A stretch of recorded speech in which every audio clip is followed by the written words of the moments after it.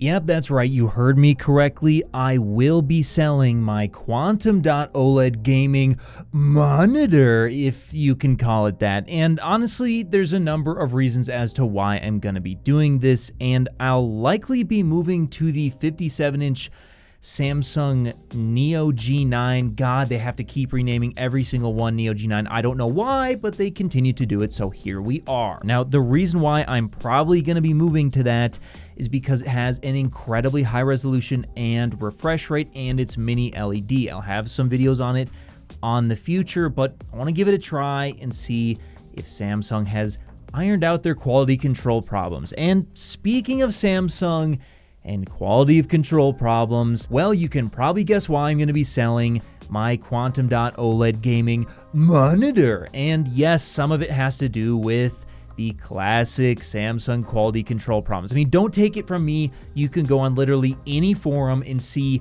dozens, if not probably like hundreds of people complaining about Samsung quality control. You know, I don't have hard numbers to back it up, but my experience has been basically every single display I have bought from Samsung, which is a lot, mind you, every single one has had issues. And it strikes again. Yes, my Samsung S95C, which, mind you, isn't technically a gaming monitor, but I've been using it as such, as it is, in my opinion, the best display you can possibly buy on the market.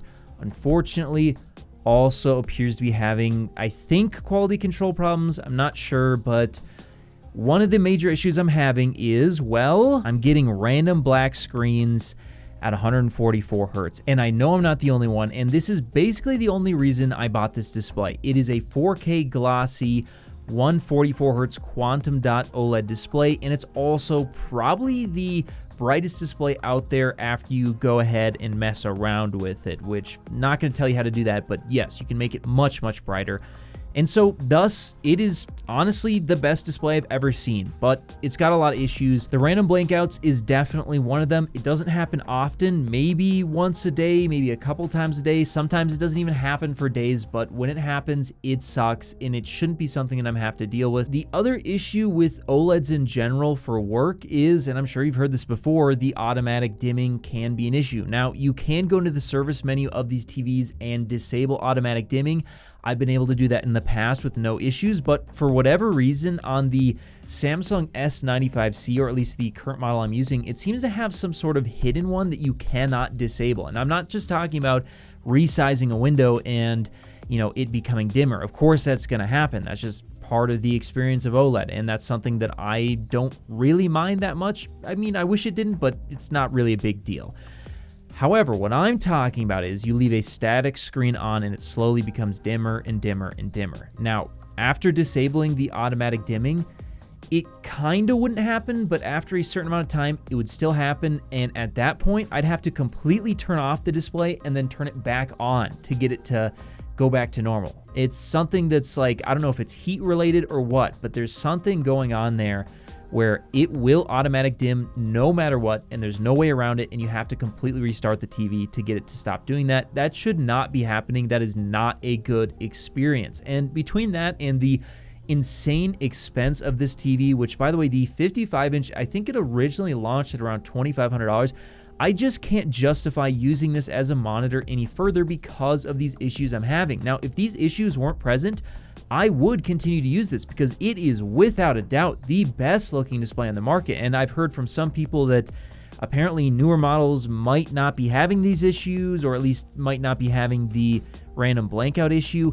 If that's the case, it might be worth maybe buying a newer model, but my original launch model does. And between those issues, as well as, honestly, I just kind of want a brighter display. I'm definitely one of those brightness nuts, and mini LED is the only thing that can give it to you right now, so I'm going to give it a try. Now, when the glossy 240Hz 4K 32-inch comes out, I'll definitely give that a try as well, as I think it's going to look much, much more crisp than the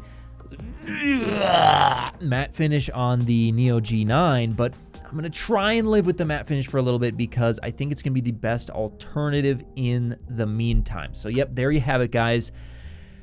Unfortunately, the S95C is probably gonna go. Whether you're looking to connect a new console, gaming PC, or just need a fast and reliable HDMI cable to connect over long distances, Rupro has you covered with their certified 8K HDMI 2.1 fiber optic cable available in sizes of up to 50 feet and can deliver a perfect full 48 gigabits per second connection over distances other cables could only dream of reaching. And with 48 gigabits per second of bandwidth, it can easily drive 8K 60 FPS or 4K 144 FPS 10-bit HDR video through its ultra-thin, flexible, and durable housing, and it even supports ER. So if you're in the market for a cable that can drive a beautiful new TV or monitor, be sure to check out Rupro on Amazon today.